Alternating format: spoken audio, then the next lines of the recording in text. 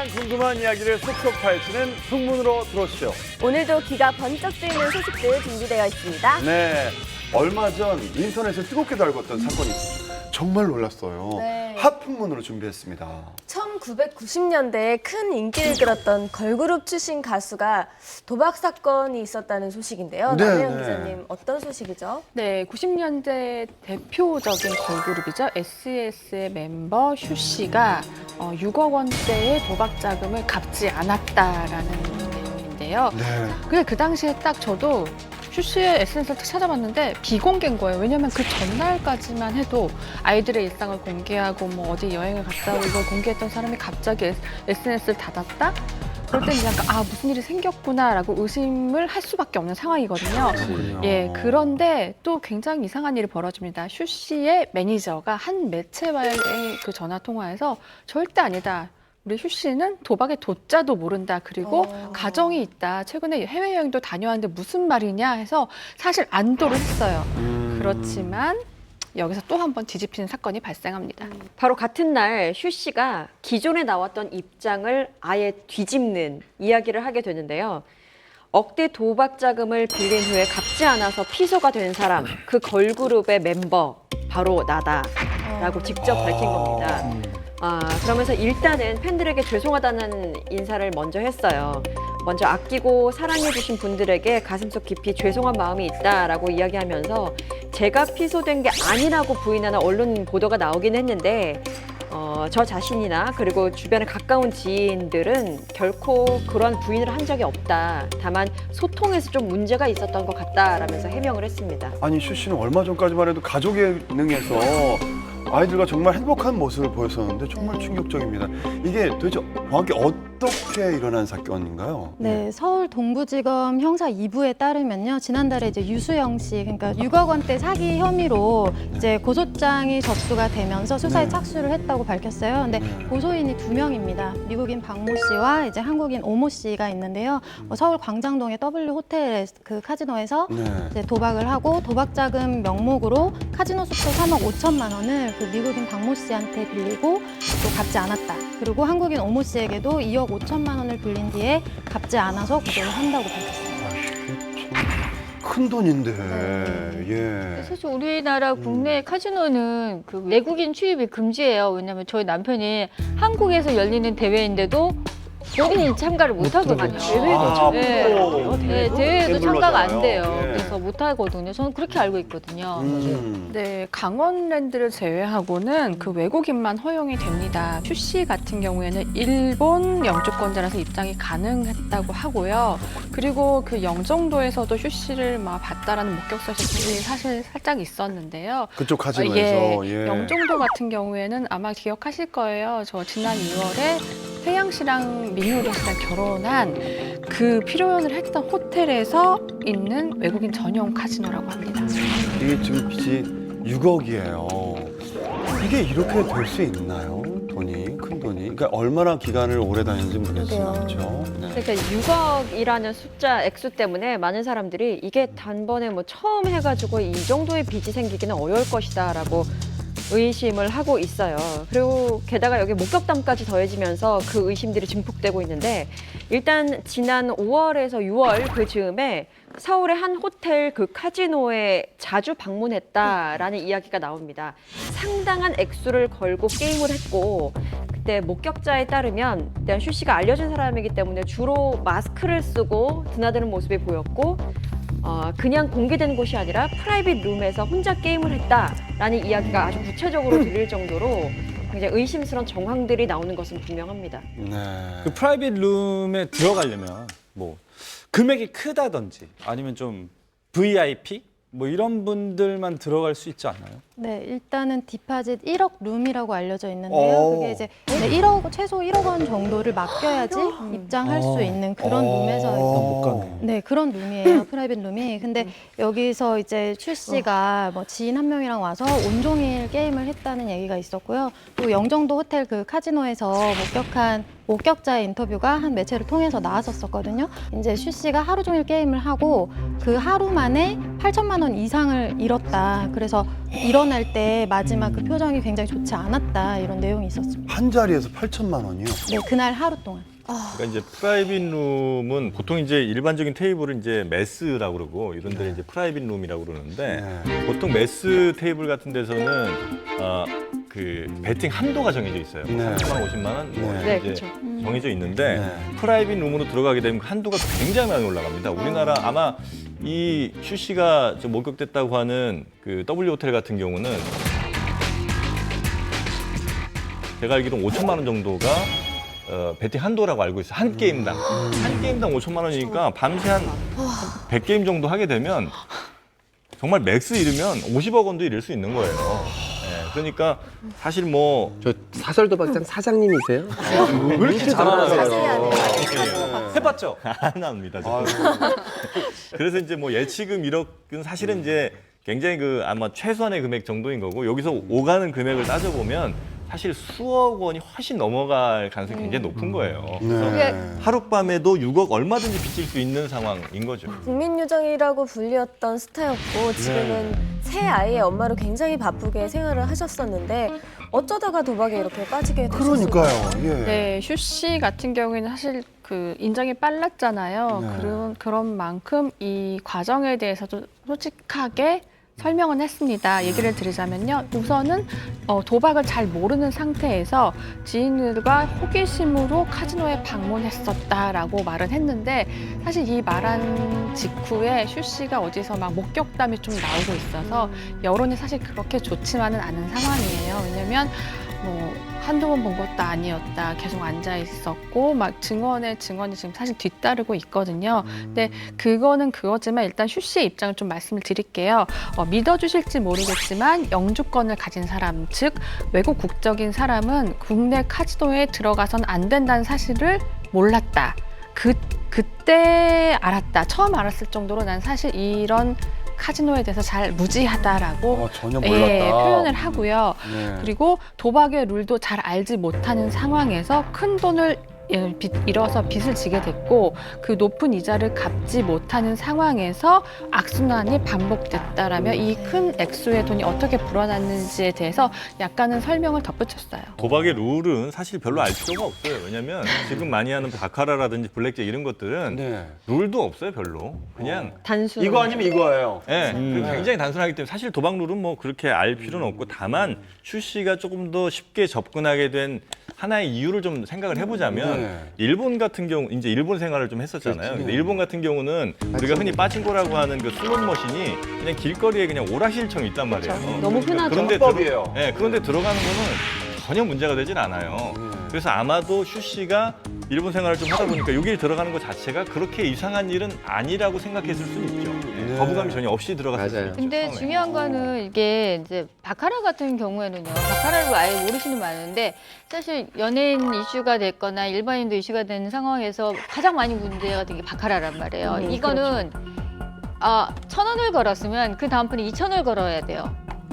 이렇기 때문에. 누림같이 하면 안 아니요. 되는 거예요? 무슨 말이냐면 내가 1,000원을 잃었기 때문에 심리적으로 심리적으로 2,000원 걸게 되고 2,000원이면 또 4,000원 걸고 이게 계속 불어나. 도가 늘어나는 본전. 거죠. 메꿔야 된다 생각하니까 네, 내가 이긴다면서. 지금까지 잃었던 것을 한 방에 가져올 수 있는 상황이기 때문에 계속 기하급수적으로 클 수밖에 없는 거죠. 그러니까 이제 뭐 일반 사람들이 가장 쉽게 빠지는 게 바카라거든요. 홀짝 고르는 건데 이게 베팅액이 적더라도 회전율이 굉장히 빨라요. 그래서 시간이 지나면 어마어마한 금액을 잃는 게 바카라거든요.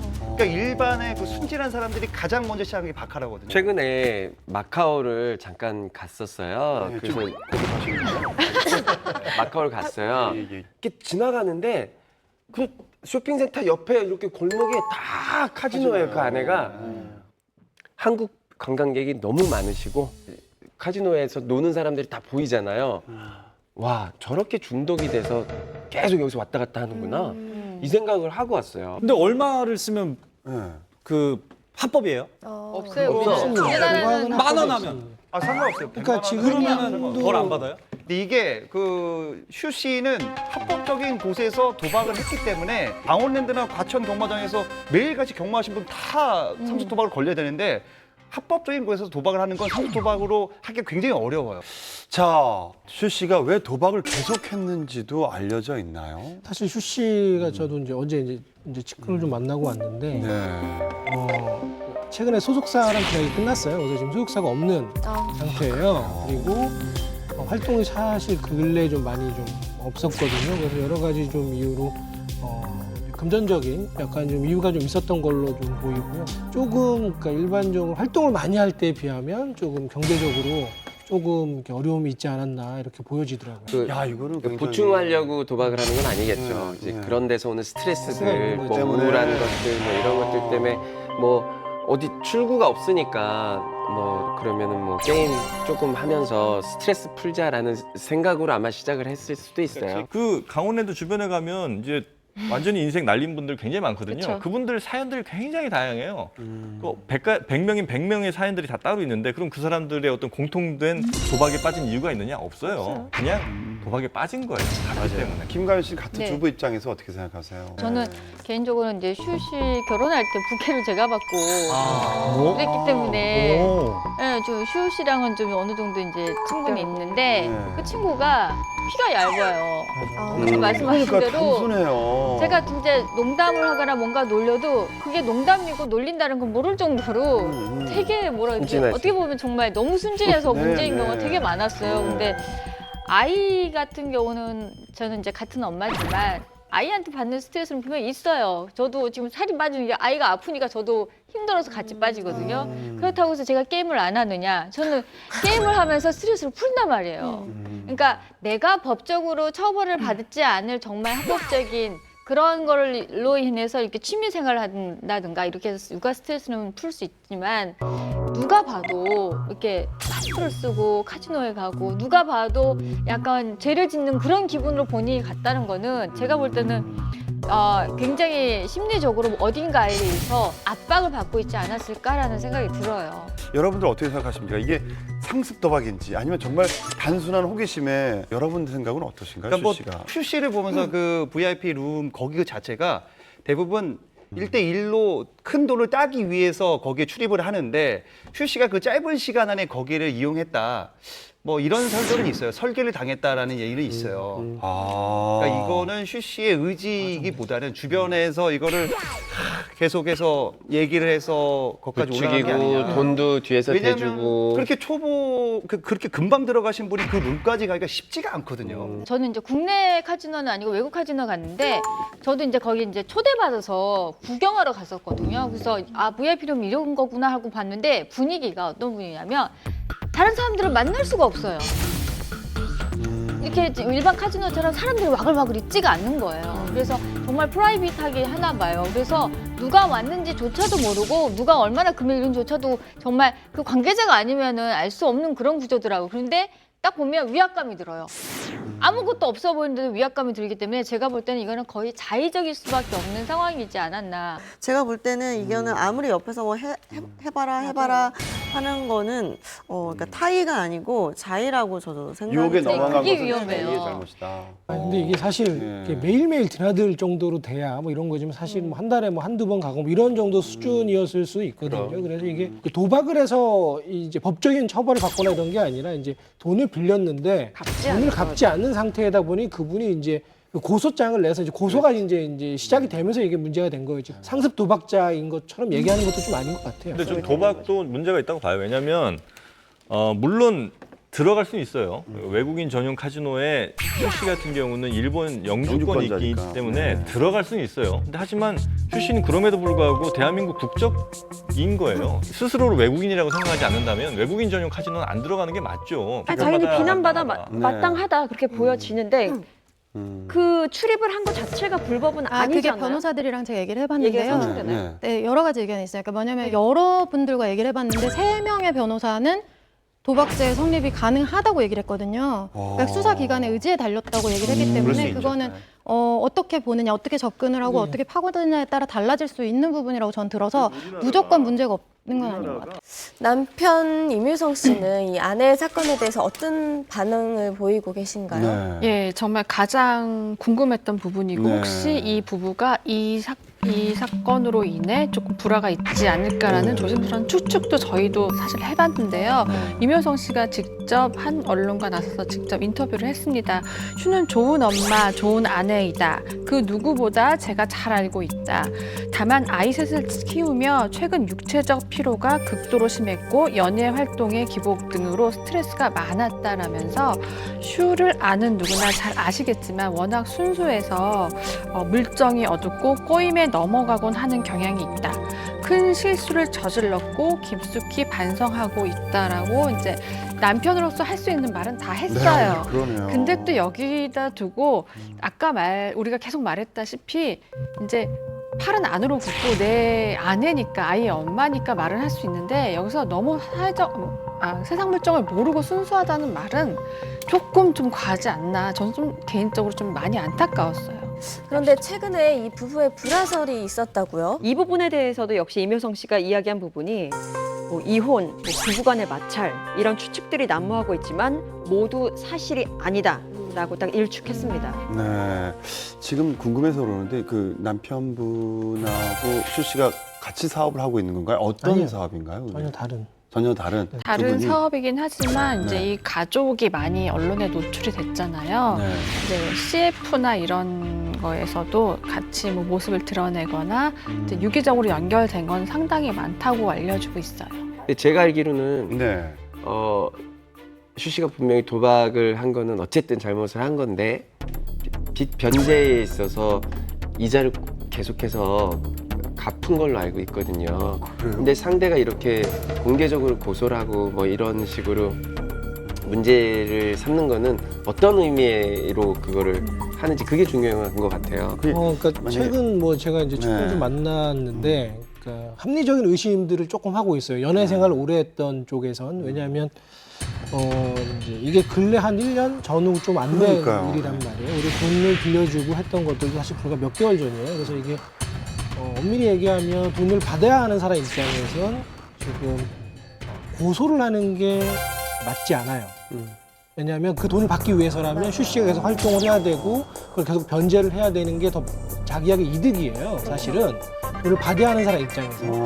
근데 이제 불과 한 2, 3개월밖에 안 지났는데 고소를 했다라는 건 기자 생활하는 사람들 입장에서 보면 합리적인 의심을 할 수밖에 없어요. 그러니까 이거는 어떻게 보면 한 발 더 깊숙이 들어가서 보면 감정적인 싸움?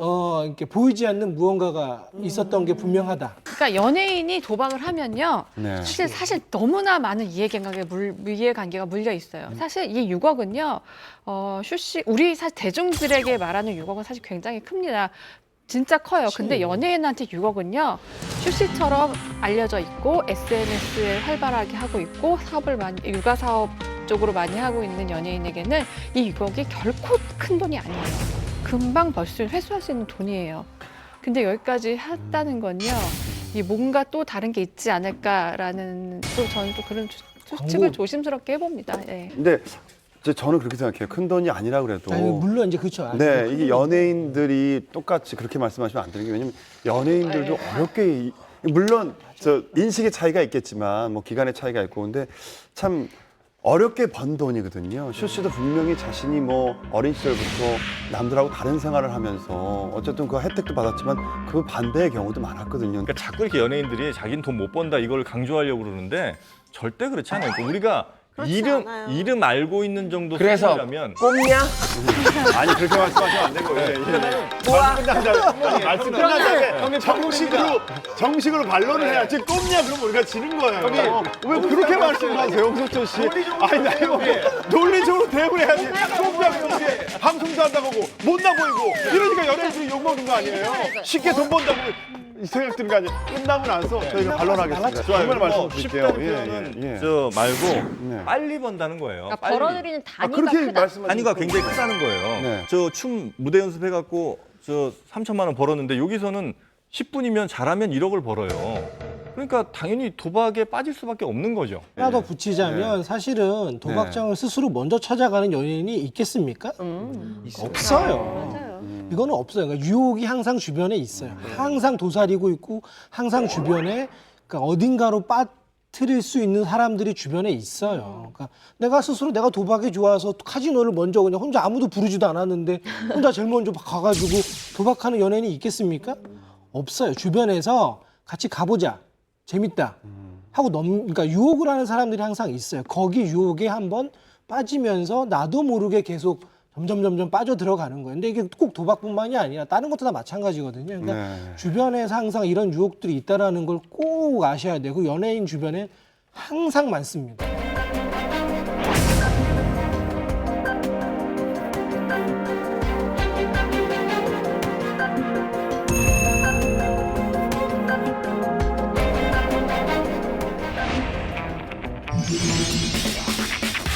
배우 하정우가 풍문쇼에 직접 제보했다.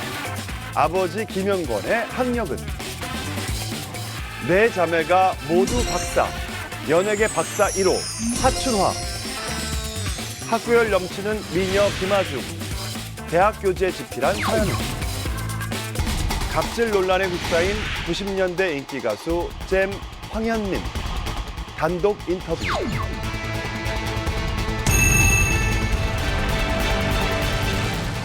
네, 지금부터는 본격적인 풍문쇼 스타들의 특별한 이야기를 시작해 보겠습니다. 네, 연예계에는 깜짝 놀랄만한 학력을 소유한 학구파 스타들이 있습니다. 네. 어떤 분들이 있으신가요? 네, 우선 학벌 좋은 스타라는 닉네임을 가진 분이 사실 상당히 많습니다. 네. 근데 그 중에서도 이 사람 되게 사실 아닐 것 같은데 하면서 반전 매력이 있는 분들도 계시는데요. 네. 두 아들이 배우이고요. 그리고 꽃탈배의 반전 뇌생남의 매력을 갖고 있는 배우 김용건 씨로 알려져 있습니다. 예. 네. 예. 김용건 선배님은 겉으로 봤을 때는 약간 말라리과에 그래서 공부를 반전? 했단 말이에요. 일단 그냥 알려진 풍문은 저분은 굉장한 가각이 길다라는 풍문이 있어요. 그래요? 네, 공부도 굉장히 잘했다라고 알려졌는데 일단 알려진 학력이요.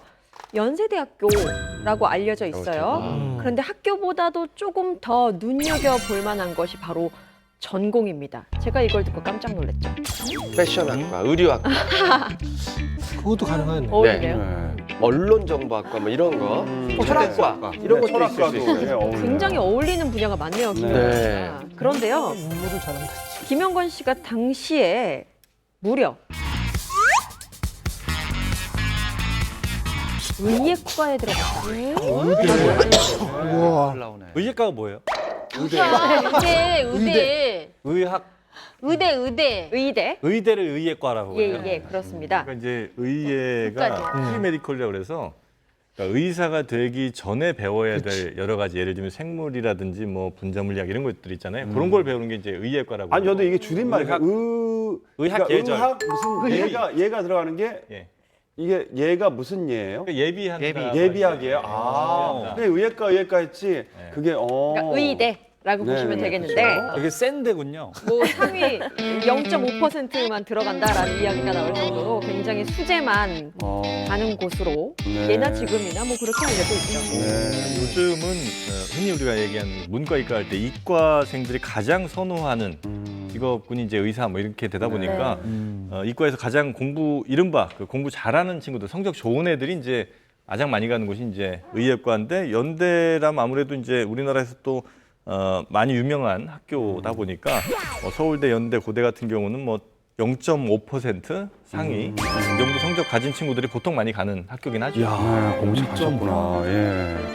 지금의 김용건 씨 하면 맡은 배역마다 참 부유하고 굉장히 카리스마 넘치는 어떤 뭐 재벌의 회장님 네. 정도로 항상 나오기 때문에 많은 분들이 그런 모습일 거다라고 또 상상도 하는데 최근에 드라마 중에 손 꼭 잡고 지는 석양을 바라보자 이 작품에서는요 병원장 역할로 나왔었어요. 예. 그러니까 만약에 김용건 씨가 의대를 다녀서 지금 의사가 됐다면 실제로 이런 의사가 되지 않았을까라고도 많은 사람들이 생각하더라고요. 네, 네. 네, 근데 이제 드릴 말씀이 있는 게 네, 네. 그 김용건 씨의 학력에 대해서 굉장히 놀라운 제보를 받은 게 있습니다. 네, 그래요.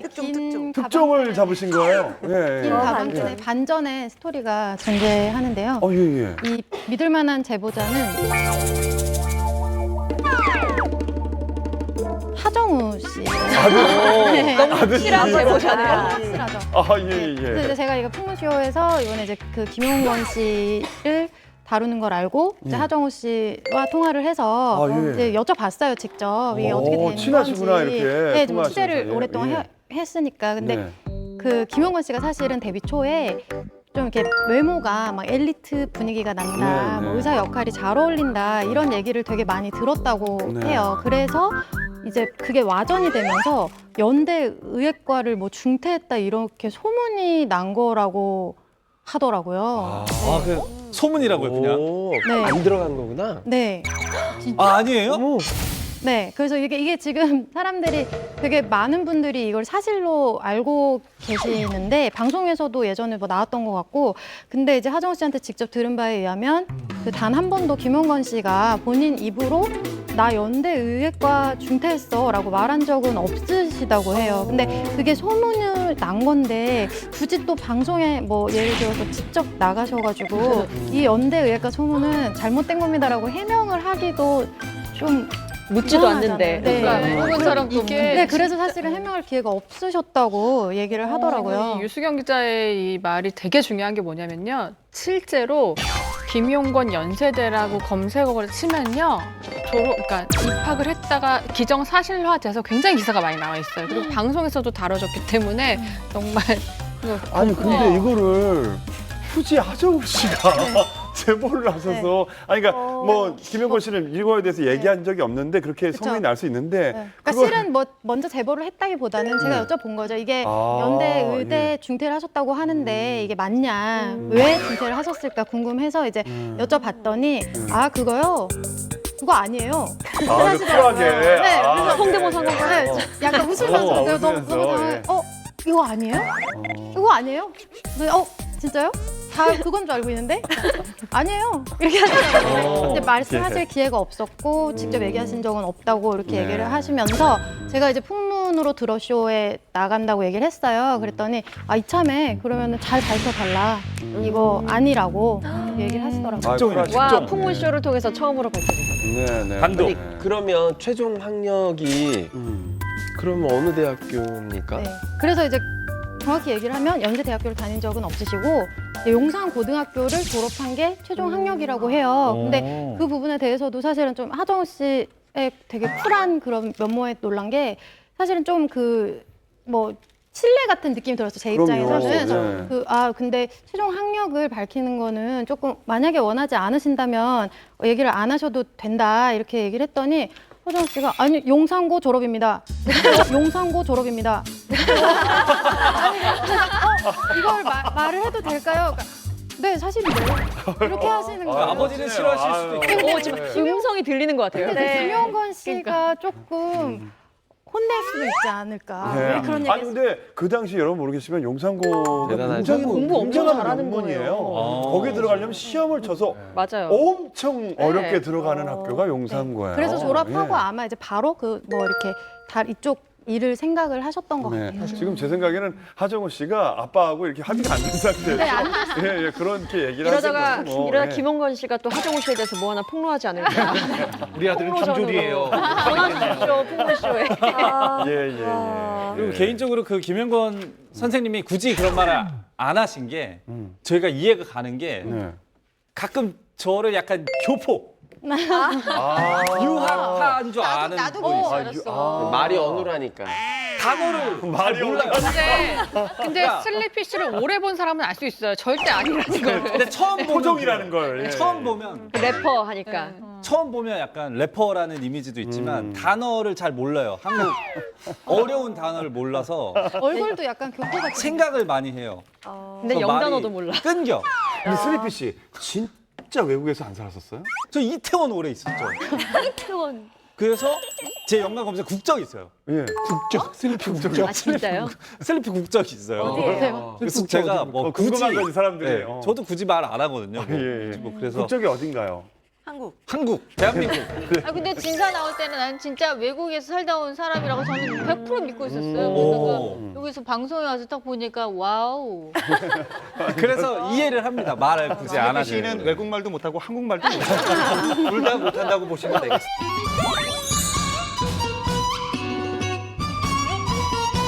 연예계 박사하면 풍문쇼 전 안방마님이죠. 예, 홍진영 씨와 또 이인혜 씨가 있는데요. 그 중에도 연예계 1호 박사는 따로 있다면서요. 자, 누군가요? 61년도에 6살의 나이에 데뷔해서 올해로 벌써 57년 차 가수입니다. 바로 하춘아 씨입니다. 예, 예. 하춘아 씨가 지금 57년의 가수 경력을 갖고 있다고 했잖아요. 이 가수의 경력만큼이나 가방끈도 굉장히 깁니다. 네. 일단 80년에 경남대학교 가정학과를 수료했습니다. 그리고 98년에 한국방송통신대학교 가정관리 학사를 땄고요. 2000년에는 동국대학교 문화예술대학원 공연예술 석사를 땄습니다. 그리고 2006년에는 성균관대학교 대학원 예술철학 박사 학위까지 취득하면서 대한민국 연예계 1호 철학 박사 가수입니다. 하나 졸업하는 것도 어려운데 이렇게 많이 졸업하시는 거는 진짜 대단하시죠. 그리고 나중에 이제 2006년 이렇게 얼마 안 됐잖아요. 네. 그러니까요. 자, 저는 하춘아 선생님의 데뷔 얘기를 들을 때마다 정말 대단하신 것 같아요. 어떻게 6살 때 가수로 데뷔를 하신 거예요? 네. 지금 말하면 신동이죠, 신동. 네. 예. 하춘아 씨는 1955년에 부산 동구 초량동에서 태어났고요. 6살 때 서울로 올라왔어요. 근데 이 꼬마 하춘아가 너무 노래를 잘한다는 거는 동네 사람들 사이에서 너무 유명했던 거죠. 그래서 이 하춘아 씨의 아버지가 굉장히 촉이 남다르셨던 것 같아요. 당대 최고의 가수였던 고 고복수 선생님이 운영하시는 그 학원에 데려가서 어린 딸의 이 노래를 가르치기 시작한 거죠. 네, 그런데 옛날엔 가수들이 지방 행사를 좀 많이 다녔잖아요. 근데 6살이었는데도 지방 행사를 다녔나요? 열일했죠. 그 학교 공부를 정말 따라갈 수 있는 상황은 아니었을 것 그 같아요. 이후에도 그러니까 초중고 시절 내내 어쨌든 가수로서도 활동을 했을 거 아니에요. 그러니까 학업도 열심히 하고 또 무대도 누비면서 정말 종횡무진 주어진 일을 정말 다 열심히 했다라고 알려져 있는데 또 그 외에도 뮤지컬에도 도전을 했었고 수십 곡의 히트곡도 있잖아요. 그야말로 전성기를 학창 시절에도 보내게 됐죠. 네. 대신 공부를 좀 이렇게 하기 쉽지 않았을 것 같아요. 맞아요. 당시 뭐 전국 리사이트 공연을 다니면서 학교 다니는 거 쉽지 않았을 거거든요. 네. 근데 뭐 연예 활동 때문에 학업에 소홀하다. 뭐 이런 얘기 부정적인 이미지 안 가지려고 하춘아 씨 아버지께서 굉장히 엄격하게 누구보다 더 강하게 이 학업과 인성에 대한 교육을 강조했다고 합니다. 네, 아버지의 이런 뛰어난 열정은 자식 넷을 모두 박사로 만드는데 일조를 하셨습니다. 언니는 생활체육학 박사고 동생은 컴퓨터 전공을 했어요. 그리고 막내는 심지어 2개가 있습니다. 사회복지학과 정책학 박사 학위까지 2개를 따고 있어요. 그 어렵다는 박사 타이틀을 다 갖고 있다 보니 하춘아 씨 같은 경우에는 집안 분위기가 그렇잖아요. 아, 나도 당연히 이걸 따야겠구나라는 생각을 갖고 계셨던 거예요. 어려운 집안 환경이죠. 예, 그래서 하춘아 씨의 이제 약간 말을 빌리자면 집안 분위기상 나도 당연히 박사를 해야 하는 걸로 머릿속에 항상 있었다라고 말을 한 적이 있는데요. 그래서 결국에는 성균관대 대학원에 4번이나 떨어졌는데도 불구하고 계속 끊임없는 도전을 합니다. 그래서 합격을 했고요. 무려 12년 만에 박사학위를 따서 연예인 1호 박사가 됐습니다. 그래서 이게 집안 분위기라는 게 굉장히 중요합니다. 중요해요. 다들 자매 뭐 형제들이 부르는데 하박사 요즘 뭐 어때? 하박사인데. 하박사. 그런데 하춘아야 이러면은 이러면 자존심 상하는 거 아닙니까? 그래서 박사가 돼야 되겠다라고 해서 공부를 할 수 있을 것 같아요. 아니, 근데 기간이 뭐 1년, 2년 이것도 아니고 12년 12년이에요. 동안 포기를 안 하고 너무 하셨다는 게 멋지시네요. 정말 대단하신 것 같아요. 맞습니다. 근데 솔직히 좀 연예인을 조금 네. 이렇게 봐주지 않습니까? 좀 요즘에? 네, 사실 이제 의심이 많은 분들은 네. 정말 공부를 제대로 해서 이 학위를 딴 게 맞냐 이런 시선들도 존재해요. 네. 근데 하춘아 씨가 박사학위를 준비한 게 1995년인데요. 그때 공부를 하는 동안에는 공연도 줄이고 뭐 어쩔 때는 생방송을 하다가도 뭐 달려가서 막 그 리포트 발표를 하기도 하고 뭐 그리고 수업 시간에는 졸지 않으려고 맨 앞줄에 앉았었대요. 그리고 뭐 5학기 동안 결석 일수가 3일이 채 안 된다고 합니다. 이건 정말 놀라운 것 같아요. 대단한 이야, 이건 더 놀라긴 좀 이릅니다. 네. 더 대단하신 분이에요, 이분이. 네. 하춘아 씨가 그 명언을 날립니다. 네. 어떤 명언이냐? 공부보다 노래가 쉽다라는 얘기를 남깁니다. 아이고. 이 하춘화 씨가 8,000회 넘는 콘서트를 해서 뭐 기네스 기록에 올라갔지 않습니까? 네. 근데 뭐 정말 콘서트 하면 굉장히 힘들잖아요. 그런데도 하춘화 씨는 이 박사 과정을 거친 후에 이런 얘기를 해요. 정말 뭣도 모르고 공부를 덤볐던 것 같다. 지금 다시 박사 과정을 발굴하면 단박에 거절할 거다. 공부는 정말 너무 힘들다. 뭐 이런 얘기를 합니다. 대단합니다.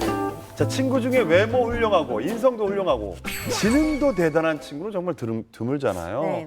이번에 얘기 나눌 스타는 영화 미녀는 괴로워에서 반전 미모로 스타가 되고 실제로는 반전 학력을 자랑하는 연예계 반칙 왕이라면서요. 네, 그렇습니다. 이분 정말 반칙왕 맞는 것 같아요. 배우로서도 성공하고 우리 주제에 딱 맞는 긴 가방끈의 소유자가 아닐까 싶은데요. 바로 김하중 씨 이야기입니다. 김하중 씨가 2003년에 영화 어깨동무라는 작품을 통해서 배우 생활을 시작했거든요. 그런데 2006년에 이제 미녀는 괴로워라는 작품을 만나면서 정말 이력 스타덤에 올랐습니다. 그런데 어느 순간 갑자기 활동을 중단하게 돼요. 활동을 굉장히 축소를 하면서 갑자기 고려대 언론대학원에서 석사 과정을 밟게 되면서 많은 사람들이 깜짝 놀랐습니다. 네. 예, 주변 사람들의 말로는 당시에 이 김하중 씨가 그 2006년이죠. 미녀는 괴로워라는 영화를 대히트를 치고 나서 정말 주연급 배우로 확 올라섰거든요. 근데 너무 어린 나이에 스포트라이트를 받으면서 뭐 슬럼프가 왔다. 그래서 학업으로 승화시켰다라는 말이 있습니다. 하지만 사실은 이때 김하중 씨가 뭔가 다른 좀 극복할 게 필요했던 상황이었어요. 왜냐하면 이 직후에 무슨 소속사 문제와 뭐 여러 가지 사정이 좀 얽혀서 바로 활동을 할 수 없는 시기였어요. 그래서 아마도 제 추측에는 좀 공부로 조금 뭔가 방향을 돌리지 않았을까라는 생각이 들어요. 근데 그런 슬럼프를 사실 공부로 이겨내기가 참 쉽지가 않잖아요. 보통 슬럼프가 올 것 같은데. 기본적으로 뭐 떠오른다면 뭐 여행을 좀 한다든지 네. 좀 쉰다 그냥 뭐 이런 건데 공부로 슬럼프를 극복한 게 되게 신기하네요. 그러니까요. 그렇게 극복이 되나요? 이게 일반적으로 머리 저희가 아파요. 그게 네. 예. 김하중 씨가 이게 공부를 다시 시작한 게 진짜 그 이유인가요? 어떤가요? 네, 이제 김하중 씨 그 공부 열정이 사실 그 고려대 교수님들이나 뭐 학생들 사이에서는 굉장히 그래요. 네, 굉장히 유명하고 뭔가 열심히 공부하는 학생의 좋은 예 같은 그런 느낌으로 계속 얘기를 많이 하는데 네. 이제 언론대학원 갑자기 가서 공부를 하게 된 이유에 대해서 이제 본인은 이렇게 얘기를 했어요. 업계 사람만 만나다 보니까 사고가 너무 편협해지고 또 이제 대중을 위한 일을 하면서 정작 대중을 너무 모른다는 생각이 들어서 언론대학원으로 진학하게 됐다고 얘기했습니다. 네. 예, 근데 이 그 학교열은 한 발짝 더 나가서 책 출간까지 이어졌어요. 대학원 공부를 하면서 이런 꼭 책을 쓰고 싶었다고 하면서 그 친한 주변의 기자들한테 다 일일이 다 이름도 쓰고 왜 했는지 이렇게 다 얘기 내용을 썼었거든요. 그때 얘기를 잠시 들어보면 열심히 공부해서 지도 교수님과 함께 광고학 관련 책을 냈다. 좀 잘 읽어봐줘라 해서 저는 사실 연예계 얘기인 줄 알았는데 이런 조금 생각보다 어려운 내용이냐 하면서 조금 약간 감탄했었던 기억이 있어요. 네. 이 책이 말이죠. 서울대와 다수의 지방대의 교양 교재로 채택이 됩니다. 그래서 김하중 씨는 이 책과 이 석사학위는 남다른 의미가 있어요. 또 뭐냐면 이 책을 출간했을 때 이제 지도 교수님이 암으로 세상을 떠났거든요. 여기 대해서 이제 김하중 씨는 돌아가신 지도 교수님이 공부를 계속하라는 유언을 남겼는데 언젠가 공부를 다시 하고 싶다라고 말을 했습니다. 예, 교수님의 유언 때문이었을까요? 김하중 씨는 2012년이죠. 영화 나의 PS 파트너 영화를 그러니까 촬영을 바로 마친 직후 미국을 떠나는데요. 이 어학연수 겸 뭐 연기 공부였다고 해요. 그래서 김하중 씨 이런 얘기를 한 적이 있었어요. 낮에는 어학원을 다니고 저녁에는 연기 학원을 다녔다. 그래서 뉴욕의 미드 패킹 지역에 있는 연기 학원이었는데 꽤 신선하고 재미있는 경험이었다라면서 그 짧은 기억이 되게 소중함을 설명한 적이 있어요. 네. 아니 어학연수 하는 거 좋다 이거예요. 이거 영어 배우기도 바쁜 아마 두세 달이면 그 상황인 것 같은데 네. 연기를 배운다는 것은 어느 정도 그 언어를 이해한 다음에 그 감정이라든지 이런 것들을 이제 설명을 받으면서 다녀야 되는 거 아닙니까? 마임 학원이었나 보죠. 마임 학원? 아 그럼 뭐 그렇죠. 인정이에요. 마임 학원 인정이에요.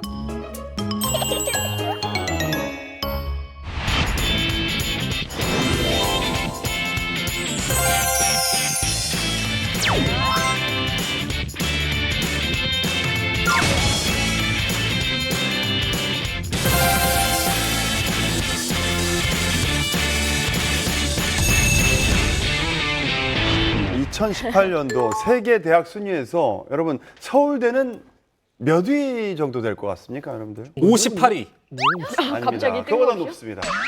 높아요? 진짜요? 예전에 막 15위. 100위권 네, 이랬었는데. 좀 낮을 것 같아요. 정확히는요, 서울대는 36입니다. 꽤 높네요. 네. 높아. 참 이 정도로 서울대가 높은데요. 연예계에도 서울대 출신 스타들이 참 많더라고요. 네. 여러분들이 아는 서울대 출신 스타는 누가 있을까요? 빈진호, 김진호 씨, 빈진호, 버벌진트. 버벌진트. 이제 래퍼 쪽에서. 김태희 씨. 김태희 씨. 또 개그계엔 또 서경석 선배님이 있지 않습니까? 아, 네. 유열 씨도 또 서울대. 황석정 씨. 아. 예, 예. 자, 그렇다면 그 중에서 또 서울대 대표 미녀 타이틀 하면 또 김태희 씨가 생각나잖아요.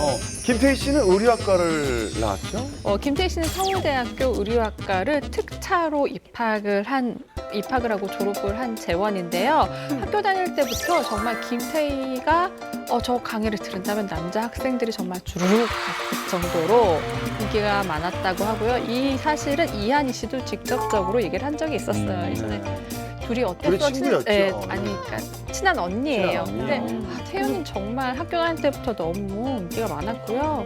그리고 그 증거로 둘이 친한 또 증거로 사진이 하나 또 떠돌고 있습니다. 인터넷상에. 본 적 있어요. 봤어요. 본 적 있어요. 네, 서울대 스키 동아리였거든요. 그래서 그때 이제 뭐 아나운서 오정현 씨도 있었고 아까 얘기 나왔던 이한희 씨도 다 그 스키 동아리였어요. 근데 그때 오정현 씨가 얘기하기를 당시에 1일 로프 같은 거 하면은 사람들이 엄청 많이 왔었대요. 그리고 스키장 갔다 올 때 히치하이크를 했는데 그때도 이제 김태희 씨 덕분에 차가 정말 많이 멈춰 섰다고. 이거는 무조건 서야죠. 아유, 이건 타고나요.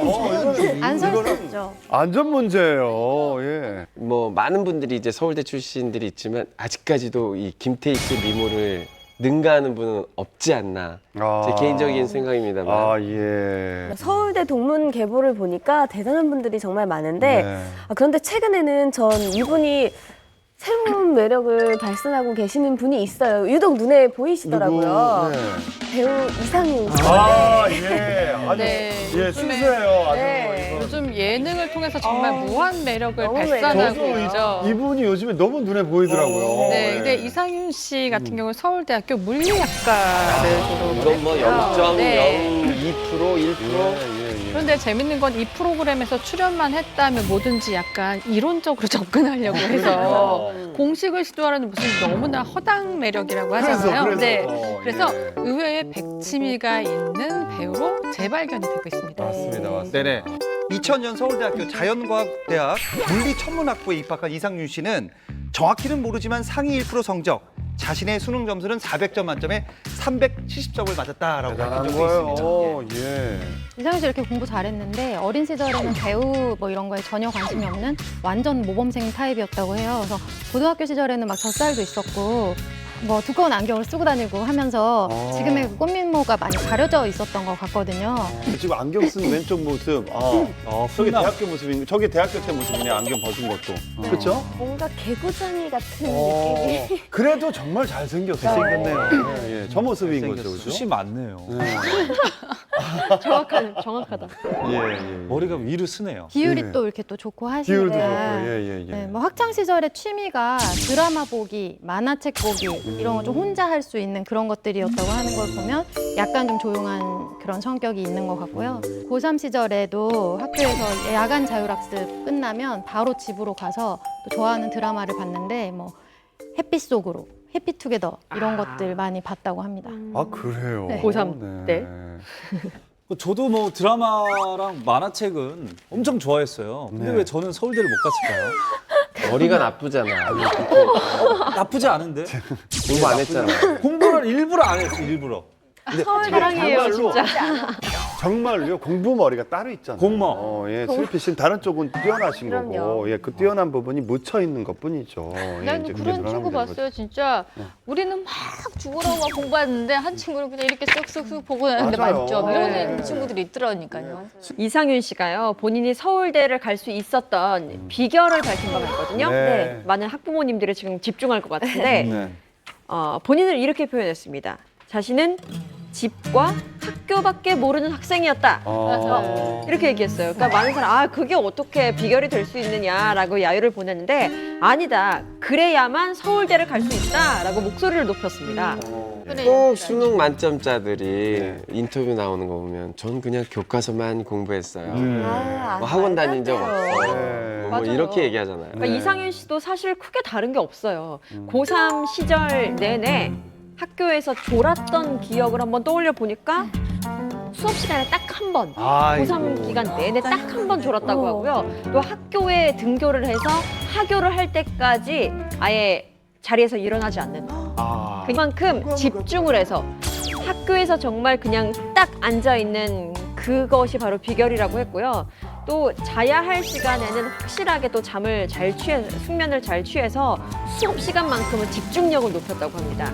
그리고 공부하는 시간 외에는 집에서 정말 잘 쉬면서 정말 시간 관리를 잘했던 그런 걸 비결로 했는데 공감은 잘 안 되네요. 나도 그랬는데. 그런데 공부를 그렇게 열심히 해서 서울대까지 갔는데 어떻게 해서 갑자기 연기자의 길로 바꾸게 된 건가요?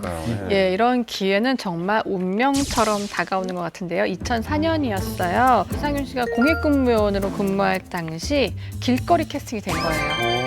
주류 모델 해보면 어떻겠냐라는 제의를 받았던 거죠. 예, 근데 이상윤 씨도 되게 당황스러웠을 거예요. 내가 모델을? 그런데 일단 딱 듣고 집에 가서 부모님한테 말을 한 거예요. 이런 제의가 들어왔는데 어떻게 하면 좋을까요? 했을 때 부모님이 의외로 흔쾌히 허락을 하셨어요. 해라. 근데 거기에도 이유가 있었어요. 이상윤 씨 하면 집과 학교만 다녔다고 했잖아요. 아마 부모님은 그 걱정을 좀 했을 거예요. 저렇게 공부만 해서 어떻게 하냐. 아니면 조금 사회성을 키웠으면 좋겠다라는. 그래서 흔쾌히 승낙을 했는데 이게 이 작은 아르바이트가 지금의 이상윤 씨를 낳게 한 계기가 된 거죠. 그렇군요. 네. 이상윤 씨는 이런 얘기를 합니다. 연기를 하면서도 공부를 하는 듯한 느낌을 느꼈다. 이런 얘기를 합니다. 예. 이상윤 씨는 그때 당시 느낌을 이렇게 빗대어서 얘기를 하는데 성격이 워낙 내성적이라 연기를 시작했을 때 죽을 만큼 두렵기도 했다. 그런데 어느 날 연기 수업에서 제가 소화할 수 없을 것 같던 대본을 해냈고 같은 반 학생들이 제 연기에 집중해주는 느낌을 받았다. 그때 어려운 수학과 물리 문제를 푸는 듯한 비슷한 느낌을 받았다. 이런 얘기를 합니다. 그러니까 성취감을 느낀 거군요. 어려운 문제를 푼 것처럼. 예. 그거에서 성취감을 느낄 수가 있나요? 쉽지 않은 말이에요. 아니 근데 사실 연기자들이 어떤 캐릭터를 잘 소화해냈을 때 성취감은 대단합니다. 맞아요. 그거는 이해가 가요. 예. 그런데 서울대까지 간 아들이 갑자기 연기를 그것도 평생의 직업으로 한다고 했을 때는 부모님이 반대를 안 하실 수는 없었을 것 같아요. 예. 당연하죠. 정말 처음에 그 모델 일 같은 경우에는 아르바이트니까 그래 경험이 될 수 있겠다라고 해서 얼마든지 허락을 할 수 있는 문제이지만 이거 배우를 나의 업으로 삼겠다라고 아들이 이야기했을 때 당연히 부모님은 아주 크게 반대했다고 합니다. 그럼 부모님을 설득을 안 하고 그냥 시작한 거예요? 그 성격에? 그 질문이 나올 때마다 이상윤 씨가 대답하는 게요. 모범생이었던 자신의 인생에서 가장 큰 일탈이 배우가 되는 것이었다고 해요. 잘했어. 너무 잘했어. 그러니까 결론은요. 부모님을 설득 못했다는 거죠. 그냥 끝까지 고집 부리는 방법밖에 없었다라고 이야기를 했어요. 그러니까 밀어붙이니까 결국에는 시간이 지나서 어머니 같은 경우에는 그래 네 인생이니까 뭐 네가 선택한 것이다라고 포기를 하게 됐고 아버지 같은 경우에는 이상윤 씨가 배우가 되고 난 다음에도 걱정을 굉장히 많이 했다고 해요. 그러니까 학업이랑 연기 생활이랑 같이 병행을 하다 보니까 서울대를 졸업하지 못할 그런 위기에 처했는데 그때도 끝까지 공부를 해야 한다. 마무리를 잘 지어야 한다라고 아버지께서 아주 조언을 강력하게 하셨다고 합니다. 근데 배우 생활 하면서 이거 또 졸업까지 하려면 굉장히 힘들었을 것 같아요, 저는. 네. 그래서 이제 그 위기가 닥쳤는데요. 막 한참 연기 생활을 할 때 학교를 다녔어야 돼가지고 총 4차례 학사 경고를 받았어요. 그래서 대적이 결정이 됐었다가 그 학교 측에서 좀 배려를 해줘가지고 복학을 할 수 있었다고 하는데요. 이제 이상윤 씨보다 11살 어린 11학번 친구들이랑 같이 수업을 들어야 했었대요. 너무 막 버겁고 힘들고 이랬었는데 또 후배들이 선배를 굉장히 많이 도와주고 해서 후배들 도움 많이 받았다고 하고 그래서 결국에 2013년에 입학한 지 13년 만에 졸업장을 땄습니다. 그렇군요. 예. 어쨌든 이상희 씨도 뭐 예? 아버지의 권유지만 그 졸업이 어렵잖아요. 서울대가 네. 들어가기도 쉽지 않지만 나오기도 쉽지 않은데 졸업을 잘했고 본인의 꿈도 이뤘고 참 대단합니다. 근데 이상희 씨만큼 꽃미모를 자랑하는 서울대 출신 스타가 또 있죠. 네, 그렇습니다. 모두 다 아실 건데요. 꽃미모라고 하셨잖아요. 정말로 출중한 외모와 더불어서 연예계 브레인으로 정말 인정을 받았습니다. 우리나라뿐 아니라 일본에서도 아마 인정을 받았을 거예요. 바로 가수 유엔의 김정은 씨. 네.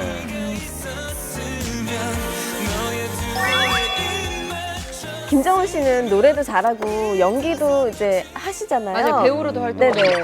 머리도 좋고 정말 다재다능하신 네. 것 같은데 이 끼들이 전부 어릴 때부터 있었던 건가요? 아니면은 후천적으로 네. 어떻게 어떤 계기에 의해서? 네. 김정은 씨가 어떻게 자랐는지 한번 환경을 살펴볼게요. 네. 먼저 교육자 부모님 밑에서 자랐습니다. 그리고 형제들이 다 공부를 잘했어요. 형 같은 경우에는 연세대학교 법학과를 나왔고요. 누나는 숙대 약학대를 졸업한 걸로 나오네요. 그러니까 다 공부를 잘했던 브레인 집안으로 보이고요. 김정은 씨가 하는 인터뷰에서 본인의 IQ를 말한 적이 있는데 학창 시절에 검사를 해보니까 IQ가 146이 나왔다고 합니다. 아, 대단하네요. DNA가 다른 것 같아요. 네. 이제 김정은 씨는 경상남도 이제 진주 출신인데 고등학교 당시에 일단 시에서 1등을 합니다. 그리고 경상남도에서도 1등을 해요.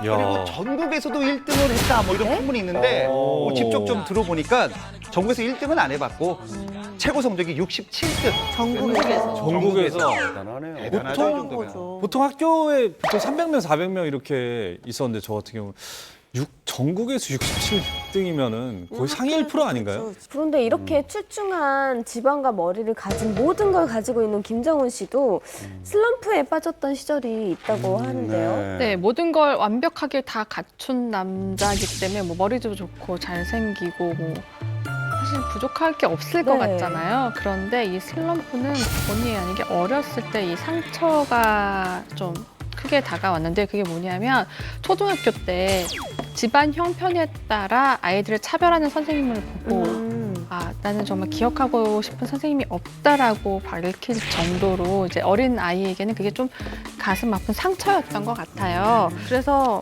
고등학교 2학년 때는 갑자기 우울증까지 겪었다고 해요. 그래서 그 시절을 이렇게 얘기합니다. 6개월 정도 매일이 눈 뜨는 게 지옥 같았다. 그리고 삶의 의미를 느끼지 못해 친구들과 이야기도 하지 않고 밥도 혼자 먹고 여러 가지로 힘든 시간을 보냈다라고 털어놓은 적이 있어요. 네. 그런데요, 김정은 씨가 이렇게 고통스러웠던 학창 시절을 보내면서 그래도 버틸 수 있었던 한 가지가 있었다고 합니다. 김정은 씨가 의지한 거는요, 바로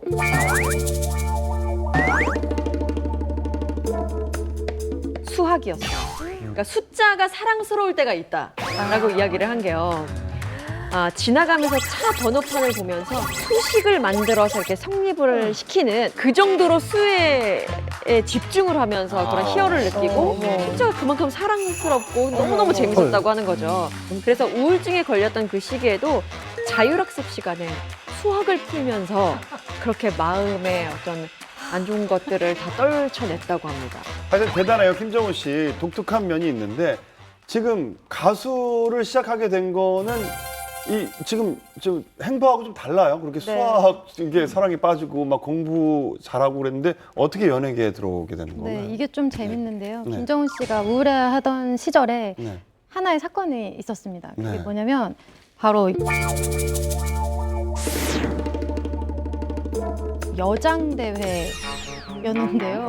이제 여장대회? 고등학교 때 그런 남고 학생들이 어이구, 나가서 조사 중이에요. 네, 저건 좀 여자는 김정은 진짜. 미스 동명이라는 그 교내 축제 행사에 나가가지고 저때 이제 막 적극적으로 변신하고 하는 그런 거를 하면서 우울증을 완전히 극복했다고 해요. 뭔가 일탈스러운 행동이지 않았을까요? 본인한테는? 그래서 처음에는 타이로 그 여장 대회에 나간 건데 그 그때 내 마음속에 바람이 부는 기분을 느꼈다고 이해가 된다. 네 그렇게 얘기를 했어요. 가슴 속에 바람이 오는 게 아니라 치마 밑으로 바람이 들어오는 거 아니에요? 약간 쌈디 닮았네요. 그러네. 저 사진. 사진은 그닥 예쁘진 않은데 예. 실제로는 되게 예쁘셨을 것 같아요. 그러니까요. 예. 그래서 이제 그 이후에는 더 힘든 일이 있어도 좀 우울증이 걸리거나 그러지 않았던 것 같다고 얘기를 했고요. 홍역처럼 한번 빠졌다 나오니까 빠지지 않는 법을 알게 된 것 같다. 상체가 생긴 것 같다. 이렇게 얘기를 했습니다. 네. 자신감이 생겼다고. 그런 무대를 하다 보면 좀 끼를 발견하게 되나 봐요. 그래서 김정은 씨도 나중에 가수도 하게 되고. 아마 뭐 그렇게 볼 수도 있겠는데요. 그 사실 배우가 된 건 그 김정은 씨의 그 전공 선택이 좀 계기가 돼요. 원래 예. 그 김정은 씨는 순수 과학을 좋아했었대요. 예. 그런데 이제 IMF를 겪으면서 집안 사정이 좀 어려워진 거죠. 그러면서 이제 부모님이 또 그런 얘기를 하게 됩니다. 조금 약간 안정적인 직업을 갖을 수 있는 과를 선택하는 게 어떻겠냐라고 한 게 서울대 치의학과예요. 충분히 그럴 수 있잖아요, 옛날에는 이제. 네. 그런데 이 치의학과에 30등으로 입학할 만큼 성적도 정말 뛰어났어요. 성적은 뛰어났는데 본인 적성에 정말 안 맞았던 거예요. 그래서 학교 주변에 이제 선배들하고 계속 상담을 해요. 저 정말 잘 안 맞는데 어떻게 하나요? 라고 얘기하던 곳이 하필 이제 뭐 인근의 주점이었는데 이런 모습을 또 본 연예계 관계자가 연예인 한번 해보면 어떻겠니라는 제안이 들어온 거죠. 그게 첫 시작이었다고 합니다. 그래요. 원래는 그 김정은 씨가 서울대가 아니에요. 원래는 경희대 한의대에 넣었다가 떨어졌어요, 거기서. 그래서 서울대에 이제 넣은 거죠. 근데 서울대가 된 거예요? 네. 근데 그때는 경희대 한의대가 경희대 한의대 높았군요. 굉장히 세요. 진짜 그런 세요. 또 비하인드가 있습니다. 예. 그런데요, 방송 활동과 학교 생활을 병행했던 김정훈 씨가 2003년입니다. 서울대학교를 포기하게 돼요. 그 이유가 자주 학교에 빠질 수밖에 없었던 그런 환경이었는데 그때 김정훈 씨가 교수님을 찾아가서 중간고사를 좀 대체할 수 있는 방법이 없겠느냐라고 상담을 했대요. 그런데 교수님이 하시는 말씀이 이것도 사실 목숨과 사람 목숨과 관련된 일인데 이걸 대충 해서 되겠느냐라고 물으시면서 너 멋있게 자퇴할래? 아니면 나중에 제적당할래? 이렇게 물어봤대요. 그래서 결국 김정은 씨는 제적당할 바에는 그냥 자퇴를 하겠다라고 해서 결단을 내렸다고 합니다. 네. 근데 이제 시간이 지나고서 김정은 씨가 이 결정을 후회를 했었어요. 그래서 부모님 말씀대로 전문의 자격증을 따놓고 연예 활동을 해도 괜찮았을 텐데 내가 좀 게으름을 피운 것 같다 이렇게 얘기를 했고요. 그래도 나중에 이제 부모님도 그래도 그 연기 활동하는 거를 계속 이제 지지를 해주셔가지고 그 중앙대 연극영화과로 편입을 해서 졸업을 했습니다. 자, 예전에도 좀 있었지만 최근에 고학력 스타들이 많이 늘어나고 있는 이유가 뭐라고 생각하십니까? 예. 선호되는 이유를 좀 따져보자면 역시 이제 우리나라가 그 학력에 학력이죠. 대한 학력에 대한 우리 특히나 부모님들의 아주 갈증 같은 게 너무나 있다 보니까 그래서 뭐 이런 좀 고학력자 혹은 뭐 외국에서 대학 다닌 사람 아니면 뭐 성적이 굉장히 좋았던 사람들에 대한 선호가 좀 있기는 한 것 같아요. 뭐 그 선호에 맞춰서 아마 어떤 사람은 자신의 스펙을 맞추기도 하고 혹은 어떤 이제 그런 사람이 픽업되기도 하고 이런 과정들이 있으니까 아마 연예인들 가운데도 좀 공부 잘하는 사람 혹은 뭐 이른바 명문대라고 하는 이런 대학 다닌 사람들이 좀 많지 않나 싶습니다. 또 한 가지 더 붙이면 네. 이제 연예인이란 직업의 선호도가 정말 높아졌잖아요. 네. 예전에는 뭐 과학자, 선생님, 뭐 대통령 이런 게 뭐 조사하면 항상 1, 2, 3위 뭐 이랬는데 지금은 연예인이 항상 1, 2, 3위 안에 꼭 들어가 있잖아요. 그러니까 공부를 뭐 잘하든 못하든 다 연예인이 되고 싶은 마음이 있는 거잖아요. 지금에 있는 학생들은 네. 그런 분들이 이제 학력도 좋지만 연예인이 하고 싶었던 꿈을 펼치는 지금의 이런 거라고 이제 직업에 선호하는 직업이 바뀐 거라고 봐야죠. 선호도가 바뀌다 보니까 예. 그래서 요즘은 그 서울대 말고 외국에서 학교 나온 스타들, 배우들이 많잖아요. 그래서 그 정도 가방끈이 돼야 요즘에는 인정해주는 약간 그런 분위기인 것 같아요. 서울대도 외국에서. 모자란가요? 네, 방송가에는 이게 연기력뿐만이 아니라 네. 뭐 고스펙을 가진 정말 많은 여배우들이 또 있어요. 바로 배우 윤소희 씨 얘긴데요. 예, 윤소희 씨는 작년이죠. 그 M본부 드라마 군주를 통해서 정말 인상적인 악역을 펼쳤습니다. 그때 참 눈길을 모았는데요. 이어서 지난 7월에는요. 마녀의 사랑이라는 드라마를 통해서 오지라퍼 마녀 강초홍 역을 통해서 처음으로 코미디 역할을 도전했고 이게 주연작이었습니다. 네. 근데 아마 배우 중에서 아마 최초일 거예요. 카이스트 준 그러네요. 씨는. 예. 윤소희 씨에 대해서 간략히 말씀을 드리자면 독일에서 태어나서 6살 때 한국으로 왔습니다. 예. 아버지가 건축 설계사 하면서 건축학과 교수고요. 집에 있는 아버지 책을 하나 둘씩 읽다가 아이가 좀 똑똑해진 거죠. 그리고 약간 궁금한 게 있으면 아버지한테 다 좀 물어보고 답을 구했다고 해요. 네. 네, 이런 윤소희 씨의 어릴 적 장래 희망은요, 외교관이었다고 합니다. 디즈니 만화를 보면서 영어로 공부하고 또 CNN 뉴스를 보기 위해서 아침에 일찍 일어나는 그런 어린이였다고 합니다. 윤소희 씨가요, 어렸을 때부터 남다른 승부욕이 있었다고 합니다.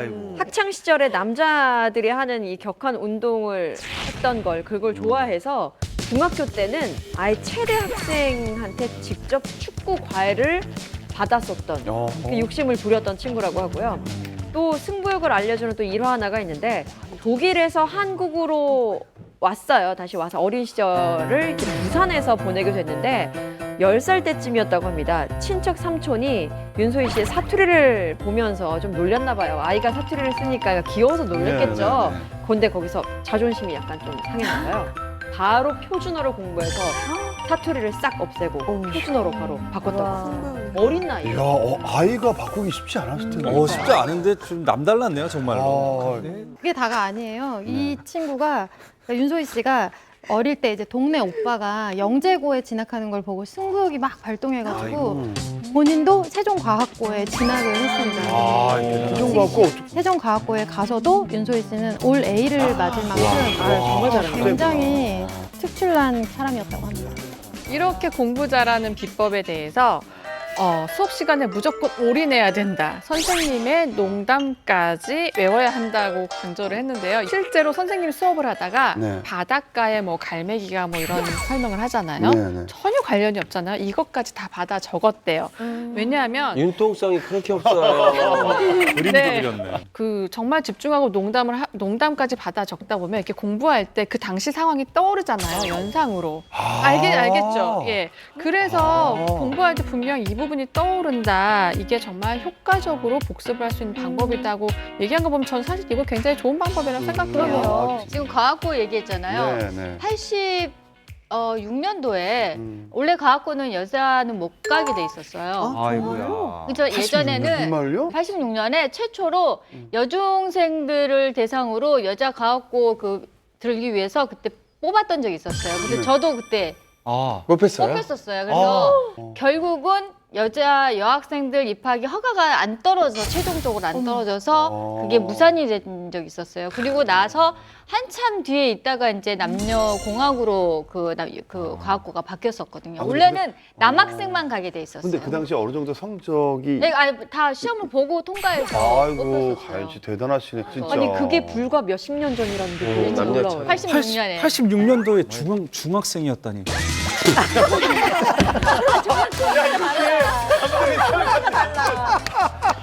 저런 여자. 나 2살 때 제기 발랄한 얘기입니다. 우리 얘기 중에 제일 재밌는 저 생각을 하죠.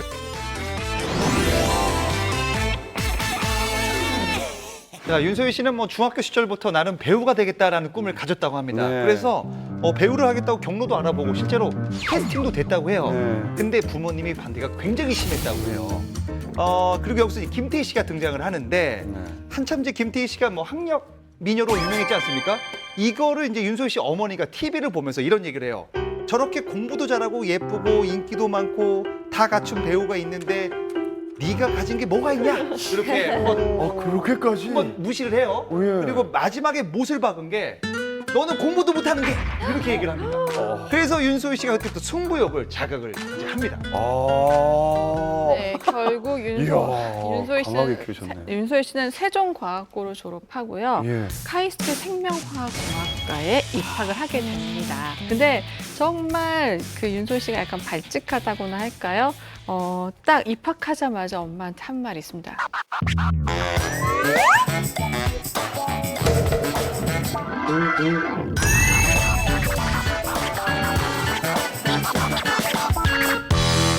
윤소희 씨는 세종과학고를 졸업하고요. 예. 카이스트 생명화학공학과에 입학을 하게 됩니다. 근데 정말 그 윤소희 씨가 약간 발칙하다고나 할까요? 딱 입학하자마자 엄마한테 한 말이 있습니다. 엄마 나 배우 해도 돼? 라고 얘기한 카이스트 거죠. 들어가자마자. 네. 그래서 부모님이 너무 어이가 없으신 거죠. 정말 웃다 쓰러지셨다고 합니다. 네. 근데 배우가 또 바로 하고 싶다고 바로 될 수 있는 게 또 아니잖아요. 네. 그럼요. 윤소희 씨가요. 고2 때 이제 대학 입시 결과가 나왔잖아요. 그래서 이제 헬스장을 등록해서 다니게 됐는데 거기에서 마침 팀 관계자의 눈에 띄어서 마침 배우 제의를 받은 상태였다고 마침 그렇습니다. 그런데 그때 부모님은 일단 50% 정도만 허락을 했다고 해요. 나머지 다 반신반의했겠죠. 네. 그런데 카이스트에 이제 결국 다니게 되면서 기획사까지 일주일에 2-3번씩 혼소리 않고 그냥 서울과 대전을 왔다 갔다를 아주 어이구. 성실하게 했다고 해요. 그러니까 부모님 입장에서 봤을 때는 배우하고 싶다는 얘기가 그냥 했던 소리는 아니구나 라고 판단을 하게 됐고 그래서 결국 최종적으로 허락을 했다고 합니다. 네. 네, 윤소희 씨가 데뷔 후에도 학업을 소홀히 하지를 않았어요. 그래서 스케줄 마치면 차에서 쪽잠을 자고 아침에 기숙사에 들어가서 수업을 듣고 또 다시 스케줄을 위해서 서울로 올 만큼 굉장히 학교를 열심히 다녔다고 하거든요. 또 최근에는 근데 이제 작품 활동이 너무 이어지면서 휴학을 할 수밖에 없었다고 합니다. 윤소희 씨는 이제 배우가 되고 나니까 주변을 보니까 내 외모가 예쁜 외모는 아니다. 경쟁력이 떨어진다. 그래서 내가 카이스트에 입학한 게 신의 한 수다. 이런 의견을. 아이고, 되게 솔직하죠. 솔직하네요. 예.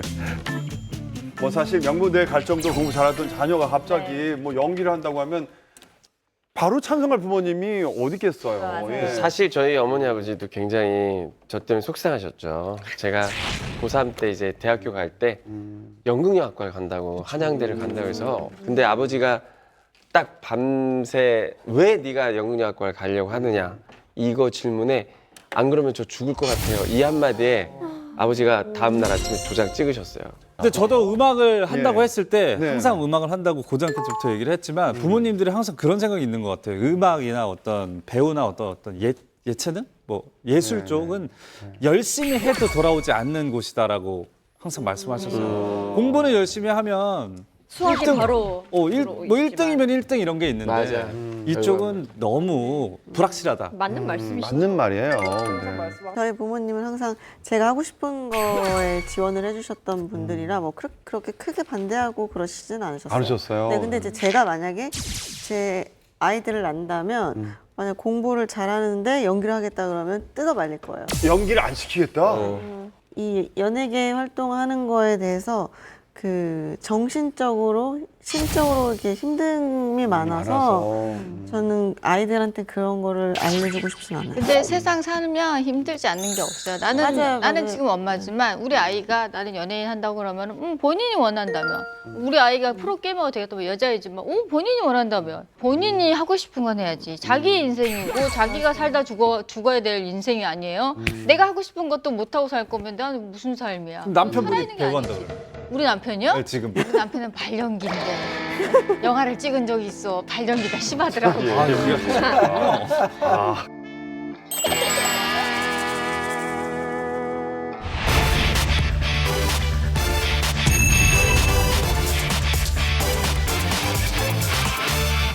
이 코너가 이제 저희 풍문쇼의 메인 아이고. 그렇지 않아요. 예, 아닌 걸로 하겠어. 네. 황현준 기자님 오늘은 어떤 소식 준비하셨나요? 얼마 전이었죠. 90년대 이제 인기 가수 갑질 논란이 이슈가 된 적이 있는데 예. 이분의 이제 신상이 공개가 됐죠. 네. 90년대 이제 혼성그룹 제메 멤버 이제 황현민 씨가 이제 이분이 주인공인데 근데 이게 한 방송사의 보도 때문에 논란이 커지게 됐는데요. 그 보도에 따르면은 90년대 인기 가수로 활동했던 A 씨가 한 수입차 매장을 찾아서 태블릿 PC를 던지고 욕설을 하는 등 그야말로 갑질을 했다면서 해당 CCTV를 공개해서 시작이 됐습니다. 네. 네, 당시 보도를 이제 살펴보면요. 90년대 가수 출신 A 씨가 2년 전에 그 한 수입차 매장에서 구매한 차량에 총 3번의 결함이 발견이 되자 이제 네. 그 매장을 찾아서 뭐 난동을 피웠다고 하는 그런 내용이었어요. 네, 판매사 측은 차량 결함이 발견되니까 이제 이 A 씨에게 환불을 제안했지만 오히려 뭐 폭언과 난동을 부리더라 이렇게 밝혔고 그 공개된 녹취록에서 A 씨는 너희들 때문에 고기도 못 사고 욕 먹었으니까 서울에서 제일 좋은 고깃집에서 1.5cm 두께의 고기를 5근 사서 보내라. 제일 비싼 새 차를 지금 가지고 와라. 이런 내용 이제 좀 받아들이기 힘든 그런 조건을 걸어서 그러면서 폭언을 했다고 처음에 보도가 됐었습니다. 근데 어쨌든 이거를 보고 좀 이상하기도 하고 웃기기도 하지만 여기서 네티즌들은 되게 이게 뭐지? 갑질내도 왜 이런 갑질을 하냐라고 해서 네. 이게 누구냐 막 네. 파헤치고 싶었던 거죠. 그래서 신상을 빨리 공개하라라고 막 요구도 했었고 황현민 씨 말로는 이렇게 얘기를 합니다. 나 25년 전 약 8개월 동안 연예계 활동을 했을 뿐이다. 사실상 지금은 공개적으로 얼굴을 알릴 사람 그런 입장도 아니고 그런 이유가 없는 일반인과 다름이 없다라고 얘기하는데 사실 이거 굉장히 공감 가는 부분이거든요. 맞아요. 예. 8개월 활동을 했다고요. 네. 그러니까 연예인 갑질이라는 거하고 안 만든 거예요, 이게. 그렇죠. 황현민 씨 그런데- 입장에서는. 그런데 그 보도가 90년대 인기 가수의 가수. 갑질이라고 네. 나왔다고요. 이거 정말 자극적이었네. 거기다가 자극적인 그 기사 제목을 한 거예요. 그리고 좋은 뉴스도 아니고 굉장히 민감한 문제의 뉴스였는데. 네. 해당 그 뉴스가 만약에 네. 차량 결함에 분노한 소비자, 매장 찾아와 폭언, 뭐 이렇게 만약에 나왔다면 사실은 그 정도면 큰 문제가 없었을 기사예요. 그 부분은 분명히 언론사가 그 말씀하신 것처럼 좀 자극적인 혹은 네. 더 많은 사람들이 클릭하게 하기 위한 좀 꼼수를 쓴 거죠. 네. 그래서 그 부분은 분명히 좀 비판받아야 마땅한 것 같고 그리고 연예인이라는 지위를 이용해서 어떤 걸 했다면 그게 이제 연예인 갑질이 되겠죠. 네, 이건 전혀 이제 연예인 갑질은 아닌데 아니죠. 예. 그럼에도 불구하고 일반 고객으로 일반 소비자로 보더라도 분명히 소비자의 갑질 행위는 맞죠. 예를 들어 무슨 소고기를 사오라고 한다든지 뭐 그건 뭐 정말 화나서 할 수 있었던 얘기라 할지라도 입간판 때려 부시고 태블릿 PC 던지고 뭐 협박 폭언 이건 갑질이 맞죠. 궁금해요. 과연 어떤 차의 결함이 몇 번이나 있었고 네. 그걸 어떻게 뭐 처리를 안 해줬길래 저렇게까지 했는지. 황현민 씨의 아내가 현재 굉장히 스트레스를 너무 많이 받아서 이 사건 때문에. 네네 병원에 입원을 하는 바람에 예. 이 힘든 속에서 풍문쇼가 단독으로 인터뷰를 야. 해봤습니다. 고생했네요.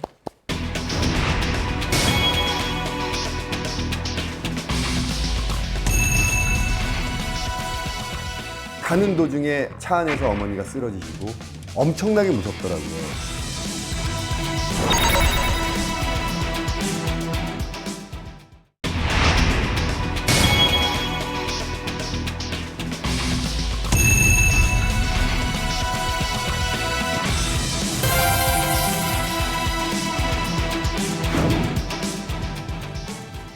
뭐 황현민 씨 정말 오랜만에 뵙습니다. 네. 이게 그 뉴스에 이제 8월 2일 날 나갔는데 직접 이제 뭐 인터뷰하고 SNS에 이제 알리셨는데 구체적으로 어떻게 된 사건이 좀 궁금합니다. 딜러사 대표랑 선후배 사이입니다, 사실은. 예, 원래 지인 관계고요. 차가 처음에 작년 12월 달에 처음 섰습니다. 한겨울에 이제 길거리 도로를 막고 섰고요. 예. 그리고 그때 제가 추위에 한 3시간을 떨었어요. 예. 그 서비스도 아무도 안 오고 레카차도 안 오고. 예. 그러고 나서 얼마 지나지 않아서 강아지들을 태우고 가평에 놀러 가는 길에 국도에서 달리다가 두 번째가 섰어요. 지점장, 수원지점 지점장이죠. 저한테 이제 차를 판 사람인데 그 콜센터에 전화했을 때 굉장히 불편함을 느꼈기 때문에 그분한테 먼저 전화를 했어요. 그랬더니 이제부터는 콜센터 전화하지 말고 무조건 자기한테 전화를 달래요. 그분이 빠른 처리를 해주더라고요. 전혀 컴플레인 한마디 없이 믿고 타도 되겠습니까? 예, 믿고 타십시오. 예, 알겠습니다. 그럼 또 가겠습니다. 안녕히 계십시오. 그러고 저는 딱 이렇게 이런 목소리로 나왔어요. 예.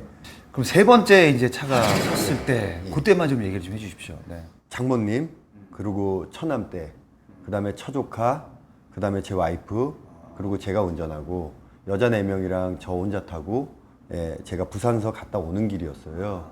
120km 정도를 달렸어요. 좀 빨리 달렸어요. 빨리 가자고 해서 저 빨리 달리고 있는데 차가 진짜 힘이 쭉 빠지더니 악셀을 누르는데요. 밟는데 그 풍선에 힘이 바람이 빠져서 힘 빠지듯이 훅 빠져요. 이렇게 힘이. 그냥 툭 쓰는 게 아니라 시동이 꺼지는 게 아니라 시동이 꺼진 게 아니라 약간 힘이 빠지면서 훅 서요. 그때 진짜 기적적으로 옆으로 튼 거예요. 제가 다 멈추기 전에. 그래서 갓길로 들어간 거예요. 겨우. 엄청나게 무섭더라고요. 그죠. 그때 이제 제가 미치겠더라고요. 믿고 이러고 탔는데 화가 너무 나서 이제 그때 또 이제 그 지점장한테 전화를 했죠. 막 소리를 지르는데 애가 우니까 제가 차에서 내렸어요. 내려서 갓길에 서가지고 이제 전화를 하는데 정말 무섭더라고요. 무서운 정도가 아니라요. 그 중부내륙 고속도로였던 것 같은데 거기서 너무 무서워가지고 거기서 뒤로 붙어가지고 이러고 악을 쓰기 시작했어요. 제가 빨리 차 보내고 막 차 지나가잖아요. 빨리 차 보내고 견인차를 우선 뒤로 막아주세요. 그랬어요. 너무 무서우니까. 무섭죠. 갓길에 세운다는. 내가 타고 갈 차가 올 때까지 뒤를 좀 막아달라고 부탁을 좀 하자고 그랬어요. 그래서 레카차가 먼저 왔더라고. 1시간 걸렸습니다. 1시간 걸려서 이제 견인차가 이제 딱 왔어요. 뒤로 막아주세요 했더니 바로 앞으로 가더라고요. 근데 바로 차를 띄우려고 그래요. 네. 그때 오더니 아저씨 저 타고 갈 차 아직 안 왔거든요. 잠깐 뒤로 막아주세요 했더니 택시 불러가세요. 택시를요? 택시 불러가라고. 그래서 제가 너무 황당해서 네. 택시를 저한테 부르라. 제가 택시 부르면 됩니까? 그쪽에서 불러줘야죠. 네.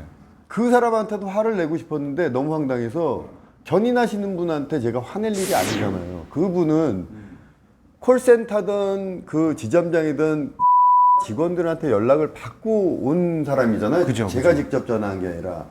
그래서 이 사람한테 화가 낼 게 아니라 저는 한테 항의를 해야 되겠다 싶어서 대화를 하면서 택시를 지금 어떻게 부릅니까 여기서? 그랬더니 제가 다시 그 지점장한테 전화를 했어요. 네. 뭐래요? 전화를 해서 어떻게 합니까? 그랬더니 지금 저한테 올 차가 없대요. 네. 견인차를 타고 오래요. 그 견인차를 타고 오래요. 그래서 뭐라고? 지금 견인차 타고 오라고요? 지금 거기서 이제 제가 너네 미쳤냐? 그래서 방법이 없으니까 제가 저거 좀 타고 오래요. 그래서 내려가지고 밖에 보니까 갓길 서서 기다릴 수도 없고 이 사람 뛰어서 간다고 그러고 여자분 네 명, 애기까지 4명대로 갓길에 서서 제가 택시를 불러서 기다려야 되는 상황이거든요. 사람은 보험이 안 되고 차는 보험이 됩니다 이러면서 위로 올리더라고요. 그래서 제가 동의를 안 하고 한번 올려보세요 그래요. 이동 중에 만약 사고가 나잖아요. 그럼 차는 보험이 되는데 사람은 보험이 안 돼요. 그럼 뭐라? 근데 이렇게 태워가는 건 그거 안 되는데 이거 데려가는 거죠 지금? 그러니까 위험한 상황에 가는 거지 지금. 제 차 안에 탄 채로 공중에 띄워진 채로 출발을 했어요. 그래서 전화해서 너무 무서우니까 말이 안 되니까 당장 이거를 세워줘라. 네, 지금 당장 처음 휴게소에 당장 세워줘라. 그래야죠. 3군데를 더 무서워서 세워달랬는데 또 지나가고 무서워서 세워달랬는데 또 지나가고 또 무서워서 세워달랬는데 또 지나가고 자기네들이 원하는 위치까지 절 끌고 갔습니다. 가는 도중에 차 안에서 어머니가 쓰러지시고 예, 난리가 났었죠. 애기 울고 난리가 났었죠. 그러니까 저 자체도 너무 무서웠는데 엄청나게 무서웠는데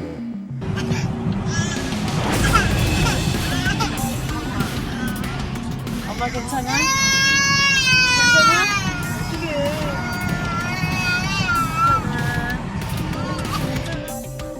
그래서 119로 불러라. 빨리 119를 그 위치까지 부르고 그 대표한테도 계속 연락을 해서 취해요. 제가 다 기록이 남아 있습니다. 구급차는 현장 조치하길 바란대요, 저한테. 현장에서 저한테 알아서 하라고 그러고. 예. 고속도로에서 차가 팬들이 멈추면. 차가 멈추면 팬들이 같이 멈춰버리니까 옆으로 뺄 수도 없잖아요. 여론은 확 바뀝니다. 황현민 씨가 이제 얘기를 하고 나서는 네. 이 그동안 대한민국 수입차들의 이제 갑질이 좀 많았단 말이에요. 그렇죠. AS가 잘 되지 않고 내년에도 이제 레몬법이라는 게 생겨서 이제 시행이 되는데 네. AS나 이런 게 전혀 안 되는데 거기에 대해서 여론이 바뀌면서 이제 황현민 씨 편을 들은 여론이 거의 90%가 넘었어요. 그래요. 왜냐면 아이 네. 고속도로에서 차가 멈추는 공포를 그렇죠. 이게 혹시나 그런 걸 상상이나 한다면은 저럴 수도 있겠구나라는 여론으로 바뀔 수도 있을 것 같아요. 예. 근데 저 차가 진짜 비싼 차잖아요. 부자 정말 차잖아요. 비싼 차죠. 제일 예. 비싸잖아요. SUV 중에서. 그런데 저렇게 서비스를 하면 화가 날 것 같아요. 이제 이 상황은 어쨌든 그 매장에 있는 뭐 그 간판, 뭐 입간판 같은 거, 그다음에 태블릿 PC, 재물손괴를 했죠. 이 법적 책임을 져야 되는 것이고, 그다음에 폭행과 폭언이 있었단 말이에요. 그러니까 이 부분에 대해서는 이 당사자가 물론 화가 얼마나 났으면 그랬을까라고 이제 그 사연을 우리가 뭐 충분히 이해할 만한 측면도 없지 않아 있겠습니다만.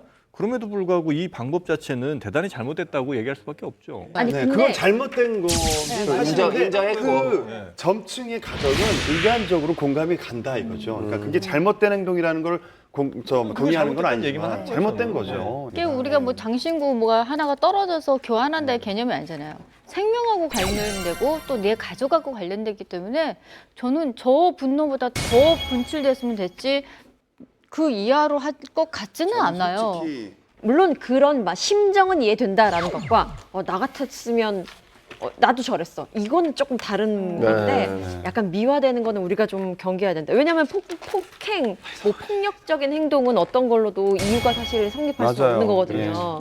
네, 물론 심정적으로는 이해가 가지만 이렇게 행동해서는 안 된다라는 것은 분명히 좀 갖고 있어야 되는 것 같아요. 그런데 저는 왜 수입차 업체에서 저렇게 대처를 했는지도 또 궁금해요. 네. 그래서 제가 직접 그 매장에 전화를 해서 좀 물어봤는데 일단은 아직 드릴 말은 없고 뭐 이번 주나 다음 주에 이제 공식 입장을 발표한다고 합니다. 네. 풍문을 들어쇼를 통해서 인터뷰해 주신 황현민 씨 다시 한번 감사를 드리고요. 저희가 계속해서 관심을 가지고 이 사건을 지켜보도록 하겠습니다.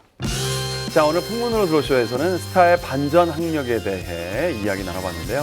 사실 방송가 현장에서는 스펙보다는 지금의 실력으로 인정받는 거잖아요. 네. 예. 가방끈 길이에 상관없이 오늘도 멋진 모습 많은 연예인분들 보여주시기 바랍니다. 풍문으로 들어쇼는 다음 주에 더욱더 반짝반짝한 스타들의 이야기로 찾아오겠습니다. 여러분 고맙습니다. 고맙습니다. 수고하셨습니다.